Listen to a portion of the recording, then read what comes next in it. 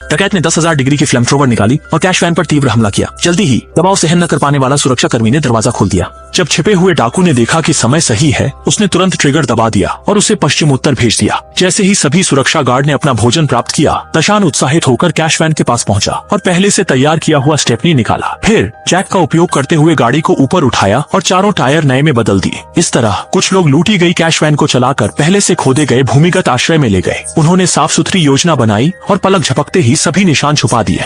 यहाँ तक कि किसी प्रकार की चूक ना हो, उन्होंने सतह की रेत को समतल करने के लिए एक हेलीकॉप्टर लाया ताकि ऐसा लगे कि वहाँ कोई नहीं गया था। हालांकि जैसे ही कुछ लोग कार्यरत थे, चालक ने अचानक देखा कि एक स्पोर्ट्स कार वहाँ से गुजर रही थी और कुछ संदेह उठने की आशंका से उसने तुरंत हेलीकॉप्टर को उसके सामने लाया। डर के मारे ड्राइवर भागने का सोच रहा था, लेकिन वह अंधाधुंध गोलीबारी में मारा गया। बहुत जल्दी पुलिस घटनास्थल पर पहुंची। उन्होंने आसपास के क्षेत्र में व्यापक खोज की, लेकिन 3 दिन और रात की तलाश के बाद भी एक भी सुराग नहीं मिला।